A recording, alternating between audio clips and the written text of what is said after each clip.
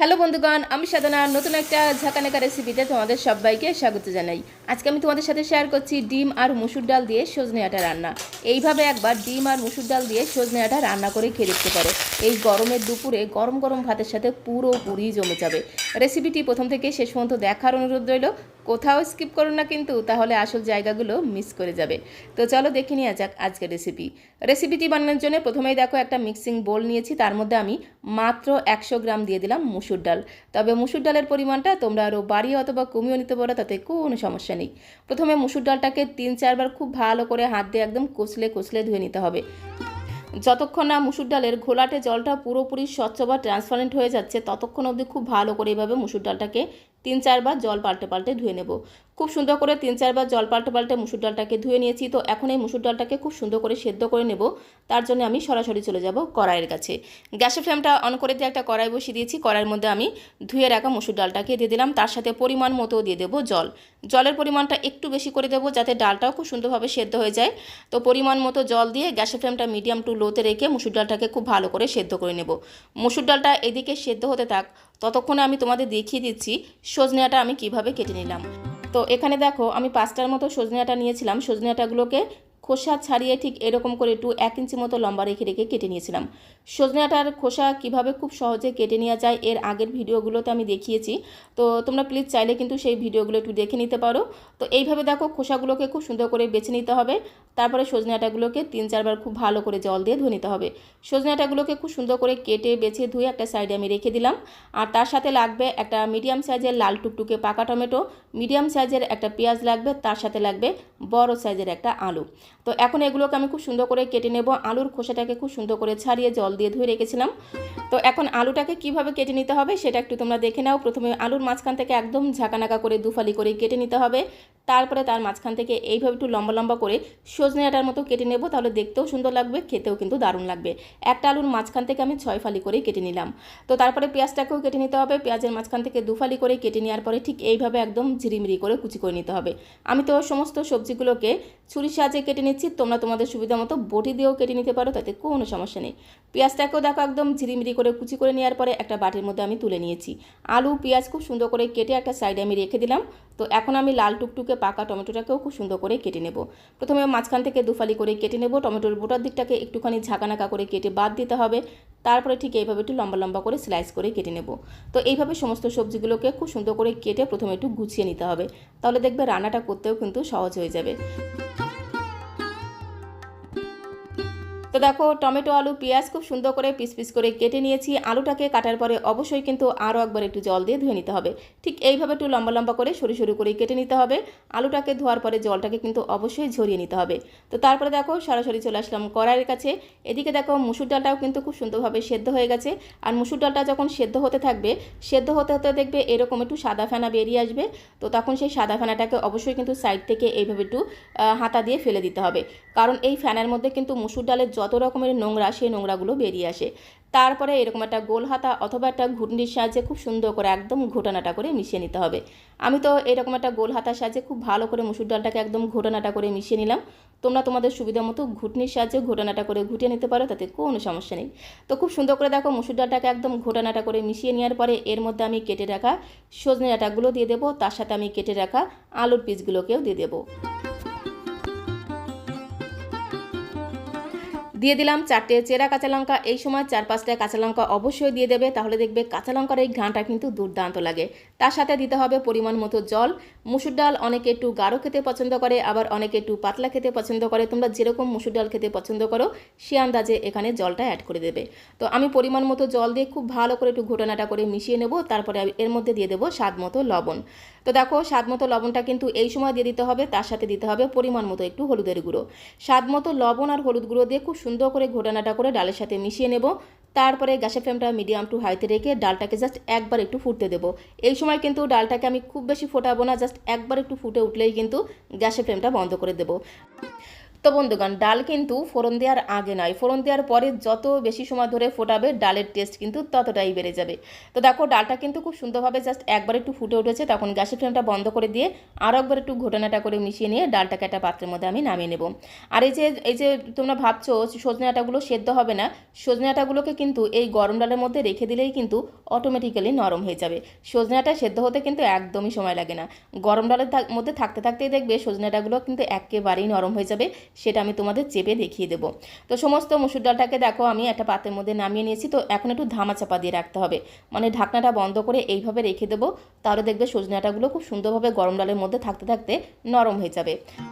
আর আজকে যেহেতু আমি ডিম আর মসুর ডাল দিয়ে সজনে ডাঁটা রান্না করব, তো ডিম তো অবশ্যই লাগবে। এখানে আমি আমার প্রয়োজন মতো 4টে ডিম নিয়েছি, তবে ডিমের পরিমাণটা তোমরা আরও বাড়িয়ে অথবা কমিয়ে নিতে পারো, তাতে কোনো সমস্যা নেই। ডিমগুলোকে আগে থেকে খুব সুন্দর করে সেদ্ধ করে একটু ঠান্ডা করে নিলাম। তো এখন এই ডিমের খোসাগুলোকে খুব সুন্দর করে বেছে নিতে হবে। সমস্ত ডিমের খোসাগুলোকে একদম ঝাঁকানাকা করে, মানে ঝটপট করে দেখো বেছে নিলাম। তো এখন এই ডিমটাকে আমি একটু ম্যারিনেট করে নেব। তার জন্য দিয়ে দিলাম সামান্য পরিমাণে একটু লবণ, তার সাথে দিতে হবে সামান্য পরিমাণে একটু হলুদ গুঁড়ো। তারপরে খুব সুন্দর করে এপিট ওপিট উল্টে পাল্টে ডিমটাকে একটু নুন আর হলুদ দিয়ে ম্যারিনেট করে নিতে হবে। ডিমটাকে খুব সুন্দর করে ম্যারিনেট করে নিলাম। তো এখন এই ডিমগুলোকে ভেজে নেব। তার জন্য দেখো সরাসরি চলে আসলাম কড়াইয়ের কাছে। গ্যাসের ফ্লেমটা অন করে দিয়ে একটা কড়াই বসিয়ে দিয়েছিলাম। কড়াইটা যখন খুব ভালো মতো গরম হয়ে গেছে, কড়াইয়ের মধ্যে 3 থেকে 4 চামচ দিয়ে দিলাম সর্ষের তেল। চেষ্টা করবে রান্নাটা সর্ষের তেলে করতে, তাহলে টেস্টটা কিন্তু দারুণ হবে। তেলটা যখন খুব ভালো মতো গরম হয়ে গেছে, খুব সুন্দর করে ঘোটানাটা করে কড়াইয়ের গায়ে লাগিয়ে নিতে হবে। তারপরে ম্যারিনেট করা ডিমগুলোকে দিয়ে এপিট ওপিট উল্টে পাল্টে খুব সুন্দর করে একদম লাল লাল করে ভেজে নিতে হবে। তো দেখো গ্যাসের ফ্লেমটা মিডিয়ামে রেখে এদিক ওদিক যেদিক সেদিক দিয়ে খুব সুন্দর করে ঘোটানাটা করে ডিমগুলোকে একদম লাল লাল করে ভেজে নিয়েছি। এখন একটা পাত্রের মধ্যে আমি তুলে নেব।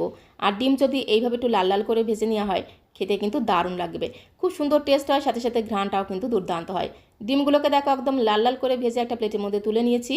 তো ওই তেলের মধ্যেই কিন্তু আমি রান্নাটা করব, আলাদা করে কোনো তেল আমি দেবো না। তবে তেলের পরিমাণটা তোমরা আরও বাড়িয়ে অথবা কমিয়ে নিতে পারো, তাতে কোনো সমস্যা নেই। তবে ডালের মধ্যে তেল যত কম দিয়ে রান্না করবে ডালের টেস্ট কিন্তু ততটাই বেড়ে যাবে। ওই তেলের মধ্যে আমি 3টে দিয়ে দিলাম শুকনো লঙ্কা। শুকনো লঙ্কার পরিমাণটা একটু বেশি করে দিতে হবে। খুব ভালো করে নাড়াচাড়া করে শুকনো লঙ্কাগুলোকে একটু লাল লাল করে ভেজে নিতে হবে। তারপর আমি এর মধ্যে 1/2 চামচ দিয়ে দিলাম পাঁচফোড়ন, সাথে একটা তেজপাতাকে একদম তেনা তেনা করে ছিঁড়ে দিয়ে দিতে হবে। এই সময় কিন্তু গ্যাসের ফ্লেমটা একদম লোতে রেখেছি। গ্যাসের ফ্লেমটা একদম লোতে রেখে এর মধ্যে যেটা দিতে হবে সেটা হচ্ছে কারি পাতা। এখানে একদম গাছের টাটকা টাটকা কারি পাতা নিয়েছি। কারি পাতাগুলোকে খুব সুন্দর করে ধুয়ে মুছে নিয়েছিলাম, কারণ কারি পাতা তেলের উপরে দেওয়ার পরেই কিন্তু একদম প্রচণ্ডভাবে চটপট করে ফুটতে শুরু করে। তো খুব ভালো করে মুছে তারপরে কারি পাতাগুলোকে দিতে হবে। গ্যাসের ফ্লেমটা একদম লোতে রেখে খুব ভালো করে ঘোটানাটা করে কারি পাতাগুলোকে একদম মুচমুচে করে ভেজে নিতে হবে। কারি পাতাগুলো যেন পুড়ে না যায়, খুব সুন্দর মুচমুচে হবে, অথচ খুব সুন্দর একটা ভাজা গ্রান বেরিয়ে আসবে। ততক্ষণ অবধি এইভাবে নাড়াচাড়া করে কারি পাতাগুলোকে একটু ভেজে নিতে হবে। তো বন্ধুগণ, আজকের এই রেসিপিটা এইভাবে একবার তোমরা কারি পাতা ফোড়ন দিয়ে রান্না করে খেয়ে দেখতে পারো, কি সুন্দর টেস্ট হয়, সাথে সাথে ঘ্রাণটাও কিন্তু দুর্দান্ত হয়। কারি পাতা থেকে যখন খুব সুন্দর একটা ভাজা গ্রান বেরিয়ে এসেছে, তখন আমি এর মধ্যে দিয়ে দিলাম পেঁয়াজ কুচি। একটা মিডিয়াম সাইজের পেঁয়াজকে একদম ঝিরিমিরি করে কুচি করে রেখেছিলাম। পেঁয়াজ কুচিটাকে দিয়ে এই সময় গ্যাসের ফ্লেমটা মিডিয়াম করে দেবো। তারপরে পেঁয়াজটাকে দিয়ে একদম লাল লাল করে ভেজে নেব। পেঁয়াজের মধ্যে যখন খুব সুন্দর একটা গোল্ডেন ব্রাউন কালার চলে আসবে, তখন আমি এর মধ্যে দিয়ে দেবো আদা রসুন বাটা। আদা রসুন একসাথে একদম মিহি করে বেটে রেখেছিলাম। তো তারপরে এর মধ্যে আদা রসুন বাটা দিয়ে দিতে হবে। তার আগে পেঁয়াজটাকে কিন্তু খুব ভালো করে লাল লাল করে ভেজে নিতে হবে। তো এখানে দেখো আমি প্রায় 1 ইঞ্চি মতো আদা, তার সাথে 4-5 কোয়া রসুনকে একদম মিহি করে বেটে দিয়ে দিলাম। আদা রসুন বাটা দিয়ে খুব ভালো করে নাড়াচাড়া করে বেশ কিছু সময় ধরে মশলাটাকে কষিয়ে নেব, যতক্ষণ না আদা রসুনের কাঁচা গন্ধটা চলে গিয়ে খুব সুন্দর একটা ভাজা গ্রান বেরিয়ে আসছে। ততক্ষণ অবধি খুব ভালো করে নাড়াচাড়া করে একদম মশলাটাকে ভাজা ভাজা করে ভেজে নিতে হবে। তাহলে দেখবে রান্নার স্বাদ আর গন্ধ আরও দ্বিগুণ বেড়ে যাবে। তো গ্যাসের ফ্লেমটা মিডিয়াম টু লোতে রেখে বেশ কিছু সময় ধরে মশলাটাকে কষিয়ে নেওয়ার পরে মশলা থেকে যখন খুব সুন্দর একটা ভাজা গ্রান বেরিয়ে এসেছে, তখন এই সময় একদমই সামান্য পরিমাণে দিতে হবে একটু লবণ, তার সাথে একদমই সামান্য পরিমাণে দিতে হবে একটু হলুদ গুঁড়ো। ডালের মধ্যে স্বাদ মতো লবণ আর হলুদ গুঁড়ো দিয়েছিলাম, সেই কথা মাথায় রেখে একদমই সামান্য পরিমাণে নুন আর হলুদ এই সময় দিতে হবে। তার সাথে 1 চামচের 3 ভাগের 1 ভাগ দিয়ে দিলাম জিরের গুঁড়ো, তার সাথে দিতে হবে 1 চামচের 3 ভাগের 1 ভাগ ধনিয়া গুঁড়ো। এর সাথে খুব সুন্দর একটা রঙের জন্য এর মধ্যে একদমই সামান্য পরিমাণে দিলাম একটু কাশ্মীরি লাল লঙ্কার গুঁড়ো। এতে ডালের কালারটা কিন্তু দুর্দান্ত হবে। সাথে অল্প করে একটু চিনি দিতে কিন্তু ভুলে যেও না, একটু চিনি দিলে স্বাদের ব্যালেন্সটা ঠিকঠাক থাকবে, রান্নাটা খেতে কিন্তু দারুণ টেস্টি হবে। তো তারপরে খুব ভালো করে নাড়াচাড়া করে মিশিয়ে নেব। এই সময় কিন্তু গ্যাসের ফ্লেমটা একদম লোতে রাখতে হবে। আর ডালের মধ্যে যত অল্প মশলা দিয়ে রান্না করবে রান্নার টেস্ট কিন্তু ততটাই বেড়ে যাবে। আর আজকের রান্নাতে যেহেতু আমি ডিম ব্যবহার করছি তাই একটু তো মশলা দিতে হয়, তাই অল্প করে মশলা দিয়ে একদম গ্যাসের ফ্লেমটা লোতে রেখে খুব ভালো করে মিশিয়ে নেওয়ার পরে এর মধ্যে আমি কেটে রাখা লাল টুকটুকে পাকা টমেটোর টুকরোগুলো দিয়ে দিলাম। তার সাথে ভেজে রাখা ডিমগুলোকে দিয়ে গ্যাসের ফ্লেমটা একদম লোতে রেখে খুব ভালো করে নাড়াচাড়া করে বেশ কিছু সময় ধরে একটু কষিয়ে নেব যতক্ষণ না টমেটোটা একটু নরম হয়ে যায়। টমেটোগুলোকে কিন্তু খুব বেশি নরম করবো না, মানে একটুখানি নরম হয়ে যাবে ততক্ষণ অবধি 2 থেকে 3 মিনিট সময় ধরে একটু নাড়াচাড়া করে মিশিয়ে নিতে হবে। আর এদিকে দেখো তোমাদের আমি দেখিয়ে দিচ্ছি সজনে ডাঁটাগুলো গরম ডালের মধ্যে থাকতে থাকতে কত সুন্দর নরম হয়ে গেছে, সেটা একটু তোমাদের চেপে দেখিয়ে দিচ্ছি। সজনে ডাঁটা সেদ্ধ হতে কিন্তু একদমই সময় লাগে না, গরম ডালের মধ্যে এইভাবে থাকতে থাকতেই দেখো সজনে ডাঁটাগুলো কত সুন্দর নরম হয়ে গেছে। তো এখন এই ডালটাকে আমি সরাসরি কড়াইয়ের মধ্যে ঢেলে দেবো। তারপরে গ্যাসের ফ্লেমটা মিডিয়ামে রেখে খুব সুন্দর করে ঘোটানাটা করে ডালটাকে একটু মিশিয়ে নিতে হবে। আর ডালটাকে ফোড়ন দেওয়ার পরে যত বেশি সময় ধরে রান্না করবে ডালের টেস্ট কিন্তু ততটাই বেড়ে যাবে। ডালটাকে দিয়ে খুব ভালো করে একটু নাড়াচাড়া করে মিশিয়ে নেব। তারপরে ঢাকা দিয়ে 5 থেকে 6 মিনিট সময় ধরে ডালটাকে খুব সুন্দর করে রান্না করে নেব। ডাল ফোড়ন দেওয়ার পরে যত বেশি সময় ধরে রান্না করবে ডালের টেস্ট কিন্তু ততটাই বেড়ে যাবে। আর এইভাবে তোমরা একবার ডাল রান্না করে খেয়ে দেখতে পারো। গরমের দুপুরে গরম ভাতের প্রথম পাতে যদি এইরকম একটা রান্না থাকে তাহলে দেখবে আর কিছুই লাগবে না, মনে হবে যেন থালার সবটুকু ভাত এই রেসিপিটা দিয়েই খেয়ে নিই। তো বেশ কিছু সময় ধরে ডালটাকে আমি ঢাকা দিয়ে রান্না করে নিলাম। ডালটা কিন্তু একদমই রান্না করা হয়ে গেছে। এর মধ্যে যে শুকনো লঙ্কা কাঁচা লঙ্কাগুলোকে আমি দিয়েছিলাম সেখান থেকে 2-1টা কাঁচা লঙ্কা 2-1টা শুকনো লঙ্কাকে এইভাবে একটা হাতা দিয়ে খুব ভালো করে ঘেঁটে দিতে হবে। কাঁচা লঙ্কার এই ঘ্রাণটা কিন্তু ডালের মধ্যে দারুণ লাগে, সাথে সাথে 2-1টা শুকনো লঙ্কাকে কিন্তু খুব ভালো করে ঘেঁটে দিতে হবে। এই পদ্ধতিতে তোমরা একবার ডাল রান্না করে খেয়ে দেখবে কি সুন্দর টেস্ট হয়, সাথে সাথে ঘ্রাণটাও কিন্তু দুর্দান্ত হয়। তো বেশ কিছু সময় ধরে সজনে ডাঁটাগুলোকে ডালের সাথে খুব সুন্দর করে রান্না করে নিয়েছি। রান্নাটা কিন্তু একদমই রেডি হয়ে গেছে। সজনে ডাঁটাও খুব সুন্দরভাবে নরম হয়ে গেছে, সাথে সাথে আলুটাও কিন্তু খুব সুন্দরভাবে নরম হয়ে গেছে।